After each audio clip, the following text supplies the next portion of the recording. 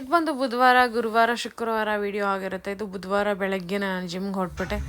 Gym ಮುಗಿಸ್ಕೊಳ್ಳೋಣ ಅಂತ. ಒಂದೊಂದು ಸಲ ಸಂಜೆ ಇವತ್ತು ಆ್ಯಕ್ಚುಲಿ ನಾನು ಕ್ಲೀನ್ ಮಾಡಬೇಕಲ್ಲ ಯುಗಾದಿ ಹಬ್ಬಕ್ಕೆ. ಸೊ ಅಕಾರ್ಡಿಂಗ್ಲಿ ನಾನು ಪ್ಲ್ಯಾನ್ ಚೇಂಜ್ ಮಾಡ್ಕೊತಾ ಇರ್ತೀನಿ.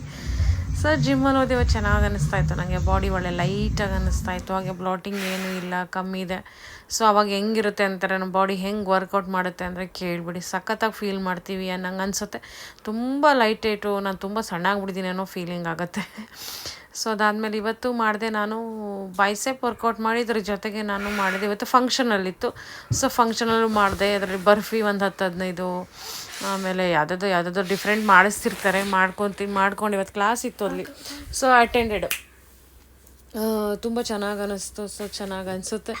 ಸೊ ಹಾಗೆ ಇದರಿಂದ ಕಾರ್ಡಿಯೋನು ಕೂಡ ಚೆನ್ನಾಗಾಗುತ್ತೆ, ಸ್ವೆಟಿಂಗ್ ಆಗುತ್ತೆ. ಸೊ ಒಂದೊಂದಿನ ಫಂಕ್ಷನಲ್ ವೆಯ್ಟ್ ಲಿಫ್ಟಿಂಗ್ ಜೊತೆಗೆ ಫಂಕ್ಷನಲ್ ಮಾಡೋದು ತುಂಬ ಇಂಪಾರ್ಟೆಂಟು. ನಿಮ್ಮ ಬಾಡಿ ಕೋರ್ ತುಂಬ ಸ್ಟ್ರಾಂಗ್ ಆಗುತ್ತೆ. ಅಟ್ ದ ಸೇಮ್ ಟೈಮ್ ನೀವು ಫಂಕ್ಷನಲ್ಲಿ ತುಂಬ ಚೆನ್ನಾಗಿ ಕೂಳೋದು, ಏರೋದು, ಹೆಂಗೆ ಕೂತ್ಕೊಂಡ್ರೆ ಹೆಂಗೆ ನಿಂತ್ಕೊಂಡ್ರೂ ನಿಮಗೆ ನೋವು ಬರಲ್ಲ. ಸೊ ನೋಡ್ತಿರ್ಬೋದು ಬಾಡಿನಲ್ಲಿ ತುಂಬ ಚೇಂಜಸ್ ಕಾಣಿಸ್ತಾ ಇದೆ. ಅದಾದಮೇಲೆ ಮನೆಗೆ ಬಂದು ಮೀನು ಸಾರು ಇತ್ತಲ್ವ. ಸೊ ಮೀನು ಸಾರು ಇದ್ಮೇಲೆ ಹೆಂಗೆ ಬಿಡಲಿ, ನಾನು ಬಿಡೋಕ್ಕೆ ಚಾನ್ಸೇ ಇಲ್ಲ. ದೋಸೆ ಹಾಕ್ಕೊಂಡು ಫಿಶ್ ಹಾಕ್ಕೊಂಡು ಚೆನ್ನಾಗಿ ಬಾರಿಸ್ದೆ. 1 ಅಲ್ಲ 2 ದೋಸೆ ತಿಂದೆ. ಬೇಡವಾಗಿರಲಿಲ್ಲ, 1 ಎಕ್ಸ್ಟ್ರಾ ತಿಂದೆ. But okay, no problem, I enjoyed it. So fish curry ಯಾರ್ಯಾರಿಗೆಲ್ಲ ಇಷ್ಟ, ಅದು ಆ್ಯಕ್ಚುಲಿ ಫಸ್ಟ್ ಡೇಗಿಂತ ನೆಕ್ಸ್ಟ್ ಡೇನೇ ಅದರ ರುಚಿ ತುಂಬ ಚೆನ್ನಾಗಿ ಇಳ್ಕೊಂಡಿರುತ್ತೆ. ನನ್ನ ಮಕ್ಕಳು ಕೂಡ ಸೆಕೆಂಡ್ ಡೇಗೆ ತಿಂದರು. ಸೊ ನೋಡೋಕ್ಕೆ ಅನಿಸುತ್ತೆ ನಾವು ಏನು ಕೆಲಸನೇ ಅಂದರೆ ನೋಡೋಕ್ಕೆ ಮೇಲ್ಮೇಲೆ ತೋರಿಸ್ತೀನಲ್ವ ನಾನು, ಜಿಮ್ಗೆ ಹೋಗೋದು ಬರೋದು, ಆಮೇಲೆ ಊಟ ಮಾಡೋದು ಅನಿಸುತ್ತೆ. ಮೋಸ್ಟ್ಲಿ ಇದನ್ನೇ ನೋಡಿರ್ತೀರ. But it looks like fancy. But ಅದ್ರ ಹಿಂದಿನ ವರ್ಕ್ ಇದೆಲ್ಲ ಹಾರ್ಡ್ ವರ್ಕು ದಟ್ ಈಸ್ ತುಂಬಾ ಇರುತ್ತೆ. ಸೊ ಅದಾದಮೇಲೆ ನಾನು ಮಾಡಿದೆ ಬೆಂಡೆಕಾಯಿ ಪಲ್ಯ ಮಾಡಿ, ಯಾಕೆಂದ್ರೆ ಜಾಸ್ತಿ ಯಾರೂ ತಿನ್ನಲ್ಲ, ಮೀನು ಸಾರು ಬೇರೆದೆ ಅಂದ್ಬಿಟ್ಟು ಸ್ವಲ್ಪ ದಾಲು, ನಮ್ಮ ಮನೆಯವ್ರು ಯಾರೂ ತಿನ್ನಲ್ಲ. ಸೊ ಹಾಗಾಗಿ ದಾಲು ಮತ್ತು ಬೆಂಡೆಕಾಯಿ ಪಲ್ಯ, ಆಮೇಲೆ ನುಗ್ಗೆಕಾಯಿ ತಂದಿದ್ದೆ. ತರಕಾರಿ ಬರ್ಬೇಕಾದ್ರೆ ತಂದಿದ್ನಲ್ಲ. ಸೊ ನುಗ್ಗೆಕಾಯಿ ಹಂಗೆ ಇಟ್ಟರೆ ಒಣಗೋಗ್ಬಿಡುತ್ತೆ ಅಂದ್ಬಿಟ್ಟು ಕಟ್ ಮಾಡಿ ಅದನ್ನು ಒಂದು ಡಬ್ಬಕ್ಕೆ ಹಾಕಿ ಎತ್ತಿಟ್ಟೆ. ಸೊ ಅದಾದ್ಮೇಲೆ ನನ್ನ ಮಗ ಆಡ್ತಾಯಿದ್ದ. ಸೊ ಪರವಾಗಿಲ್ಲ, ಬೆಟರ್, ಈಗ ಹುಷಾರಾಗಿದ್ದಾನೆ. ಮೇನ್ಲಿ ಕಫನೇ, ಇನ್ನೇನಿಲ್ಲ, ಕಫ ತುಂಬ ತುಂಬಿಕೊಂಡಿದೆ. ಅದಾದಮೇಲೆ ಫ್ಯಾನ್ಸಿಯಾಗಿ ಸ್ವಲ್ಪ ಸೊತ್ತೆಗೆ ಹೊರಗಡೆ ಮಾರ್ತಾರೆ ನೋಡಿ, ಆ ಥರ ಕಟ್ ಮಾಡಿಕೊಂಡೆ. ಸೊ ಒಂದೊಂದ್ಸಲ ಏನೇನೋ ಮಾಡ್ಕೊತಿರ್ತೀನಿ. ಮಾಡ್ಕೊಂಡು ಅದ್ರ ಮೇಲೆ ಸ್ವಲ್ಪ ಉಪ್ಪು ಮತ್ತು ಪೆಪ್ಪರ್ ಪುಡಿ ಹಾಕ್ಕೊಂಡು ತಿಂದೆ. ಸಖತ್ತಾಗಿತ್ತು. ಸೌತೆಕಾಯಿ ಟೇಸ್ಟಿಯಾಗಿ ಸಿಗೋದು ಅಪರೂಪನೇ. ಎಲ್ಲ ದಿನವೂ ಇಲ್ಲಿ ಸಿಟಿನಲ್ಲಿ ನಮ್ಗೆ ಅಷ್ಟು ರುಚಿಯಾಗಿ ಏನು ಗಿಡದಲ್ಲಿ ಕಿತ್ಕೊಂಡು ತಿಂತೀವಲ್ಲ ಅಷ್ಟು ರುಚಿಯಾಗಿ ಎಲ್ಲೂ ಸಿಗೋಲ್ಲ. ಸಮ್ಟೈಮ್ಸ್ ಸಿಕ್ಕಿದಾಗ ನಂಗೆ ಒಳ್ಳೆ ಸಖತ್ತಾಗಿ ಅನಿಸ್ಬಿಡುತ್ತೆ. ಅವಾಗ ನಾನು ಈ ಥರ ಎಲ್ಲ ಮಾಡ್ಕೊತಿರ್ತೀನಿ. ಹೋಗೋದು ಜಿಮ್ಗೆ ಬರೋದು ಈಸಿ ಅನಿಸುತ್ತೆ. ಬಟ್ ಅದನ್ನೆಲ್ಲ ಮನೆ ಕೆಲಸ ಮೇಂಟೈನ್ ಮಾಡಿ ಕೂಡ ಹೋಗಬೇಕಲ್ವ. ಸೊ ಹಾಗಾಗಿ ಸ್ವಲ್ಪ ಕಷ್ಟ ಆಗುತ್ತೆ. ಬಟ್ ಮಕ್ಕಳು ಹುಷಾರಿಲ್ಲ ಅಂದಾಗ ಇನ್ನೂ ಕಷ್ಟ. ಟೈಮ್ ಮ್ಯಾನೇಜ್ಮೆಂಟು ಒಂದೊಂದು ಸಲ ತುಂಬಾ ಫುಲ್ ಡೇ ಕೆಲಸ ಆಗುತ್ತೆ. ನನಗೆ ನೋಡೋಕೆ ಮಾತ್ರ ಅನಿಸುತ್ತೆ, ಬಟ್ ಹೋಲ್ ಡೇ ಕೆಲಸ ಆಗುತ್ತೆ. ಅದಾದಮೇಲೆ ಜೋಳದ ರೊಟ್ಟಿ ಮತ್ತು ಮೀನು ಸಾರು, ಅದ್ರ ಜೊತೆಗೆ ಬೆಂಡೆಕಾಯಿ ಪಲ್ಯ ಹಾಕ್ಕೊಂಡೆ ತಿಂದೆ. ಸೂಪರಾಗಿತ್ತು. ಮೀನು ಸಾರು ಅಂತೂ ರುಚಿ ನನಗೆ 1 ದಿನ ಏನು 2 ದಿನ ಇದ್ದರೂ ನಾನು ಅದು ತುಂಬ ಇಷ್ಟಪಟ್ಟು ತಿಂತೀನಿ. ನಾನು ತುಂಬ ಇಷ್ಟ ನನಗೆ. ನಾನು ಚಿಕ್ಕವಳಿದ್ದಾಗ ಗೊತ್ತಾ, ನಾನು ಬರೀ ಉಪ್ಸಾರು ಏನೂ ತಿಂತಿರಲಿಲ್ಲ. ಬರೀ ಹುರುಳಿಕಾಳು, ಮೀನು ಸಾರು, ಈ ಥರ ಖಾರ ಸಾರೇ ಅನ್ನ ಹಾಕೊಂಡು ಚೆನ್ನಾಗಿ ತಿನ್ನೋದು. ಅದು ಮೀನು ಸಾರು ಮಾಡಿದ್ರೆ ನಾನು 1 ಸಲ 2 ಸಲ ಊಟ ಮಾಡ್ತಿರಲಿಲ್ಲ. ಐ ಥಿಂಕ್ 8 to 10 ಟೈಮ್ಸ್ ನಾನು ಹಾಕೊಳ್ಳೋದು ಅನ್ನ, ಸಾರು ಹಾಕೊಳ್ಳೋದು, ಪೀಸ್ ಹಾಕೊಳ್ಳೋದು, ತಿನ್ನೋದು. ಅನ್ನ ಸಾರೇ ಅಷ್ಟು ನನಗೆ ತುಂಬ ಇಷ್ಟ ಆಗ್ತಿತ್ತು. ಸೊ ತುಂಬ ಅನ್ಸ್ಟಾಪಬಲಾಗಿ ಊಟ ಮಾಡ್ತಿದ್ದೆ. ಅವಾಗ ಅಷ್ಟೇ ಮೆಟಬಾಲಿಸಮ್ ರೇಟ್ ತುಂಬ ಚೆನ್ನಾಗಿತ್ತು. ಸೊ ತುಂಬಾ ಸಣ್ಣ ಇದ್ದಿದ್ದು ನಾವು. ಅದಾದಮೇಲೆ ಸ್ವಲ್ಪ ಹೊತ್ತು ಮಲ್ಕೊಂಡು ನೆಗಡಿ ಬೇರೆ ಆಗಿದೆ. ಮಲ್ಕೊಂಡು ಸ್ನಾನ ಮಾಡಿದ್ದು. ಸ್ವೀಟ್ ಪೊಟ್ಯಾಟೊ ಇತ್ತು, ಅದನ್ನು ಮತ್ತು ನೆನೆನೇ ಬೇಯಿಸಿಟ್ಟಿದ್ದೆ. ಅದನ್ನು ಸ್ವಲ್ಪ ನೀರಿಗೆ ಬಿಸಿ ಮಾಡಿಕೊಂಡು ಮತ್ತು ಅದನ್ನು ತಿಂದೆ. ಸ್ವಲ್ಪ ಟೀ ಮಾಡ್ಕೊಂಡು ಕುಡಿದೆ. ಸೊ ಎದ್ದೋಳು ಹಾಗೆ ಕೂತಿದ್ದೀನಿ. ಮುಖಕ್ಕೆ ನೀರು ಹಚ್ಕೊಂಡು ತಲೆನೂ ಬಚ್ಚಿಲ್ಲ, ಏನೂ ಬಚ್ಚಿಲ್ಲ. ಏನಾಗಬೇಕಾಗಿದೆ ಹೋಗಿ ಸುಮ್ಮನೆ ಒಂಥರ ಮಂಕ್ ಥರ ಆಯ್ತಾಯಿತ್ತು. ಹೋಗಿ ಕೂತ್ಕೊಂಡೆ. ಜಿಮ್ಮಿಂದ ಬಂದ ತಕ್ಷಣ ಹೆಂಗಾಗುತ್ತೆ ಅಂದರೆ ಬೆಳಗ್ಗೆನೇ ಹೋಗ್ಬಿಟ್ರೆ ಹೊಟ್ಟೆ ಹಸ್ತಿರುತ್ತೆ ನನಗೆ. ತುಂಬ ಕಂಟ್ರೋಲ್ ಆಗಲ್ಲ ನನಗೆ. ಈವ್ನಿಂಗಲ್ಲಾದರೆ ತಿನ್ಬಿಟ್ಟು ಹೋಗಿರ್ತೀನಿ ಏನೋ ಒಂದ್ಸಲ. ಬಟ್ ಬೆಳಗ್ಗೆ ಹಂಗೆ ಹೋಗ್ಬಿಟ್ಟಿರ್ತೀನಲ್ವ, ಸ್ವಲ್ಪ ಏನೋ ಡ್ರೈ ಫ್ರೂಟ್ಸ್ ತಿನ್ಕೊಂಡು ಹೋಗಿರ್ತೀನಿ. ಸೊ ಬರೋಷ್ಟರಲ್ಲಿ ನಾನು I will drain out. So whole day I feel hungry. ನಿದ್ದೆ ಬರ್ತಾಯಿದೆ.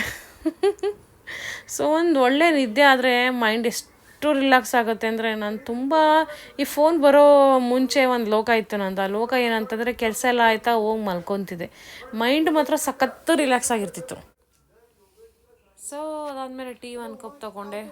ಸ್ವಲ್ಪ ತಣ್ಣಗಿತ್ತು ಕ್ಲೈಮೇಟ್. 6 ಗಂಟೆ ಆಗೋಗಿತ್ತಲ್ಲ ಆಲ್ರೆಡಿ. ಸೊ ಇದು ಬಂದು ನೆಕ್ಸ್ಟ್ ಡೇನೂ ಕೂಡ ಹಾಗೆ ಮಾಡಿದೆ. ಏನಪ್ಪ ಅಂದರೆ ಇಲ್ಲಿ ಇವತ್ತು ಬೆಳಗ್ಗೆನೇ ಹೋಗಿ ವರ್ಕೌಟ್ ಮಾಡಿ ಬಂದುಬಿಡ್ತೀನಿ. ಸಂಜೆ ಎಲ್ಲ ಮನೆ ಕ್ಲೀನ್ ಮಾಡಿರುತ್ತೆ, ಆಮೇಲೆ ಹೋಗೋಕ್ಕಾಗಲ್ಲ ಅಂದ್ಬಿಟ್ಟು ಹೋದೆ. ಇವತ್ತು ಲೆಗ್ ವರ್ಕೌಟ್ ಇತ್ತು, ಸೊ ಲೆಗ್ ವರ್ಕೌಟು ಮಾಡಿದೆ. ಅನ್ನಿಸ್ತಾಯಿತ್ತು ಹೋದಾಗ, ಅಯ್ಯೋ ಇವತ್ತು ಯಾರು ಮಾಡ್ತಾರೆ ಹೆವಿ ವರ್ಕೌಟು, ಲೆಗ್ಗು ಬೇಡ, ಏನಾದ್ರು ಚೆಸ್ಟು ಮಾಡೋಣ ಅಂದ್ಕೊಂಡ್ರೆ ಉಲ್ಟಾ ಒಂದು ನಂಗೆ ಎನರ್ಜಿ ಜಾಸ್ತಿ ಇತ್ತು. ಸೊ ವರ್ಕೌಟ್ ಜಾಸ್ತಿನೇ ಮಾಡಿದೆ ನಾನು ಇವತ್ತು. ಹೋಗ್ಬಿಟ್ಟು ಚೆನ್ನಾಗಿ ವರ್ಕೌಟು ಸಖತ್ತಾಗಿ ಮಾಡಿದೆ ನಾನು ಇವತ್ತು. ಲೆಗ್ ವರ್ಕೌಟು ತುಂಬ ಚೆನ್ನಾಗಿ ಅನ್ನಿಸ್ತು. It's all about like we feel like sometimes ನೀವೇನಾರು ಸ್ಟಾರ್ಟ್ ಮಾಡಿ ಅಂದ್ಕೊಳ್ಳಿ, ಈಗ ಯಾರು ವರ್ಕೌಟ್ ಮಾಡ್ತಾರೆ ಬಿಡು ನಾಳೆ ಮಾಡೋಣ ಅಂತ, ವಿ ವಿಲ್ ಡೆಫಿನೆಟ್ಲಿ ನಾವು ಅವತ್ತು ಮಾಡಲ್ಲ ವರ್ಕೌಟನ್ನು. ಹಾಗೆ ನಾವು ಇವತ್ತಿಲ್ಲ ಏನಾರಾಗಲಿ ನಾನು ಮಾಡೇ ಮಾಡ್ತೀನಿ ಅಂದರೆ ಡೆಫಿನೆಟ್ಲಿ ಮಾಡ್ತೀವಿ. ಸೊ ಆಲ್ವೇಸ್ ಲೈಕ್ ನಮ್ಮ ಮೈಂಡ್ಗೆ ಏನು ಹಾಕೋತೀವಲ್ಲ ಅದನ್ನು ನಮ್ಮ ಮನಸ್ಸು ಅಕ್ಸೆಪ್ಟ್ ಮಾಡ್ಕೊಂಬಿಟ್ಟು ಅದನ್ನು ಮಾಡೋಕ್ಕೆ ಸ್ಟಾರ್ಟ್ ಮಾಡಿಬಿಡ್ತೀವಿ.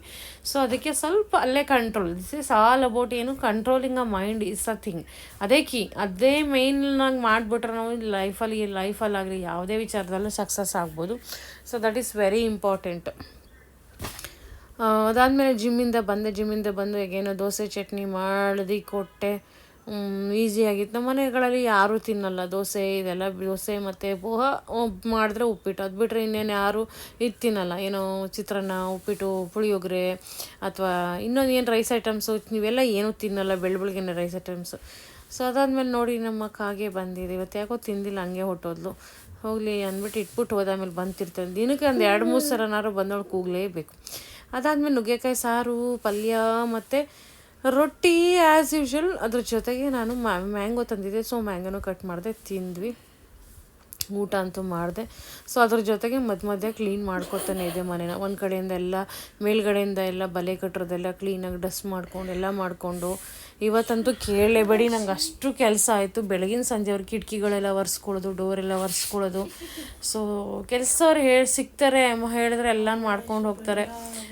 ಆದರೆ ತುಂಬ ಎಕ್ಸ್ಪೆನ್ಸಿವ್, ಅಂದರೆ ದುಡ್ಡಂತಲ್ಲ, ಬಟ್ ನನಗೂ ಒಂದೊಂದ್ಸಲ ಆಗೋಗುತ್ತೆ 1 ಅವರ್ ಇಟ್ಕೊಂಡ್ರೆ ನಾನೇ ಮಾಡ್ಬೋದಲ್ವ ಅಂತ. ಒಂದೊಂದ್ಸಲ ಏನಾದರೂ ಎಕ್ಸ್ಟ್ರಾ ಕೆಲಸ ಕೇಳಿದ್ರೆ 2,000 ಆ ಥರ ಎಲ್ಲ ಕೇಳ್ತಾರೆ. ಸೊ ನಂಗೆ ಅನಿಸುತ್ತೆ, ಅಯ್ಯೋ ವೇಸ್ಟ್ ಅಲ್ವ 2,000 ಕೊಟ್ಟು ಏನಕ್ಕೆ ಮಾಡಿಸ್ಬೇಕು, ಯಾವಾಗಾರ ಹಬ್ಬಗೆ ದೀಪಾವಳಿ ಹಬ್ಬ ಇದ್ರೆ ಅವಾಗ ಮಾಡಿಸ್ಕೊಳ್ಳೋಣ ಅಂದ್ಬಿಟ್ಟು ಸುಮ್ಮನೆ ನನಗೆ ಮಾಡೋಕ್ಕೋಗಲ್ಲ. ಒಂಥರ ಜಿಪಣಿ ಅಂತನೂ ಅಲ್ಲ, ಅದು ಅಂತಲ್ಲ, ಅದೇ 2,000 ರೂಪಾಯಿ ಇದ್ರೆ ಏನಾರು ತೊಗೊಬೋದಲ್ವ ನಾವು. ಸೊ ಅದೇ ಉಳಿತಾಯ ಅಷ್ಟೇ. ಹಾಗಾಗಿ ಆಮೇಲೆ ನಮಗೂ ಒಂದು ಸ್ವಲ್ಪ ಫಿಸಿಕಲಿ ನಾವು ಬ್ಯುಸಿಯಾಗಿರ್ತೀವಿ. ಸೊ ಏನು ಕಳ್ಕೊಳ್ಳೋದೇನಿದೆ ಇದರಲ್ಲಿ. ಅದಾದಮೇಲೆ ಸಂಜೆ ಈವ್ನಿಂಗಿಗೆ ಟೋಫು ಫ್ರೈ ಮಾಡಿದೆ. ಆಮೇಲೆ ಸ್ವಲ್ಪ ಪ್ರೋಟೀನ್ದು ದೋಸೆ ಅದು ಹಿಟ್ಟಿತ್ತು, ಅದನ್ನು ಹಾಕ್ಕೊಂಡು ತಿಂದೆ. ಅದಾದಮೇಲೆ ನೆಕ್ಸ್ಟ್ ಡೇ ಇದು ಬಂದು ಫ್ರೈಡೇ ಇವತ್ತು ನನ್ನ ಹಸ್ಬೆಂಡ್ ಅವ್ರದ್ದು ಹ್ಯಾಪಿ ಬರ್ಡೇ ಇತ್ತು. ಸೊ ಹಾಗಾಗಿ ಬೆಳಗ್ಗೆನೇ ಎಲ್ಲ ಪೂಜೆ ಮಾಡಿ, ಇವತ್ತೇನು ವರ್ಕೌಟ್ ಇಲ್ಲ, ಏನೂ ಇಲ್ಲ. ಯಾಕೆ ಅಂದರೆ ಎಲ್ಲ ಬರೀ ಇವತ್ತು ಸ್ವಲ್ಪ ಅದೊಂದು ಸ್ಪೆಷಲ್ ಡೇ ಅಲ್ವಾ, ಅದಕ್ಕಾಗಿ ಸ್ಪೆಷಲಾಗಿ ಎಲ್ಲ ಕುಕ್ಕಿಂಗು ಎಲ್ಲ ಮಾಡಬೇಕಿತ್ತು. ಹಾಗೆ ದೇವ್ರುಗಳೆಲ್ಲ ತೊಳೆದು, ಯಾಕೆಂದರೆ ಈಗ ಹೆಂಗಿರೋ ಸಂಡೆಗೆ ಯುಗಾದಿ ಹಬ್ಬ.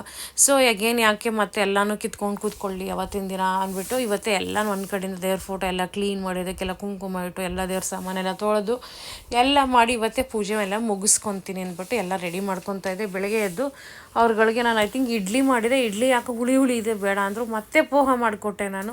ಸೊ ಇವತ್ತಿನ ದಿನ ಕೇಳಲೇಬೇಡಿ, ಅಷ್ಟು ಕೆಲಸ ಆಯಿತು ನನಗೆ. ನಾನು ಅಡ್ಜಸ್ಟ್ ಮಾಡ್ಕೊಂಡು ಅದೇ ಇಡ್ಲಿ ತಿಂದ ಏನೂ ಆಗಲಿಲ್ಲ, ಸಾಂಬಾರು ಜೊತೆ ಸಖತ್ತಾಗಿತ್ತು.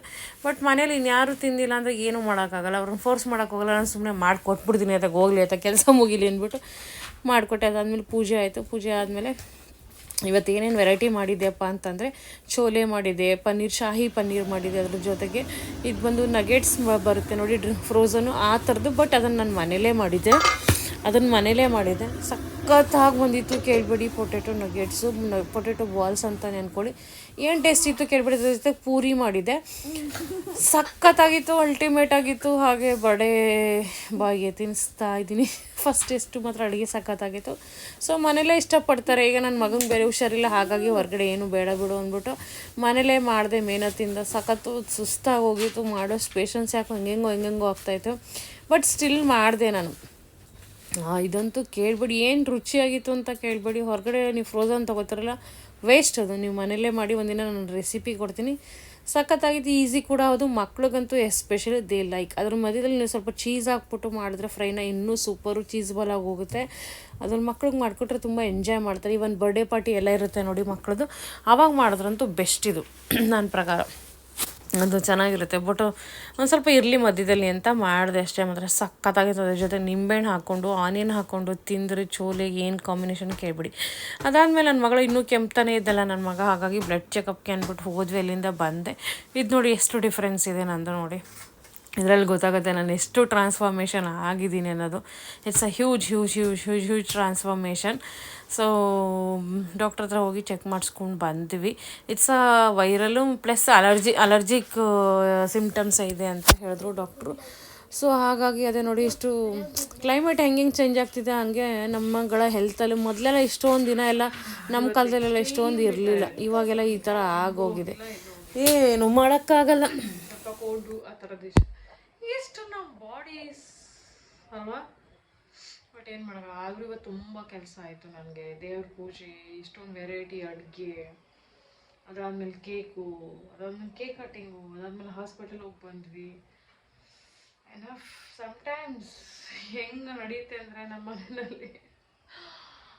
ಈಗ ನಾನು ಬಟ್ಟೆ ಹೊಂಡಾಕಕ್ಕೆ ಹೋಗ್ತಾಯಿದ್ದೀನಿ. ಬಟ್ಟೆ ಹೊಂಡಾಕಿ ಕಿಚನೆಲ್ಲ ಕ್ಲೀನ್ ಮಾಡಿ ದಬಾಕೊಳ್ಳೋದೆ. Good night. ಸೊ ಮಲ್ಕೊಳ್ಳೋಣ ಅಂದ್ಕೊಂಡೆ, ಗುಡ್ ನೈಟ್ ಹೇಳಿದೆ. ಬಟ್ ನನ್ನ ಮಕ್ಕಳು ಬರ್ತಾರೆ. ಒಂದು ಕೈ ಅಂದರೆ ಇನ್ನೊಂದು ಪುಯ್ ಅನ್ನುತ್ತೆ. ನಂಗೆ ಅದು ಒಂದು ಪೂರಿ ಬೇಕು ಅನ್ನುತ್ತೆ, ಇನ್ನೊಂದು ಇನ್ನೇನೋ ಬೇಕು ಅನ್ನುತ್ತೆ. ಸೊ ಅವ್ರಿಗೆಲ್ಲ ಕೊಟ್ಟು ಮಲಗಿಸೋ ಹೊತ್ತಿಗೆ ನನಗೆ ಸಾಕಾಗೋಗುತ್ತೆ. ನೆನ್ನೆ ಎಲ್ಲ ಹಬ್ಬದ ಕ್ಲೀನ್ ಮಾಡಿದೆ ಅಲ್ವಾ.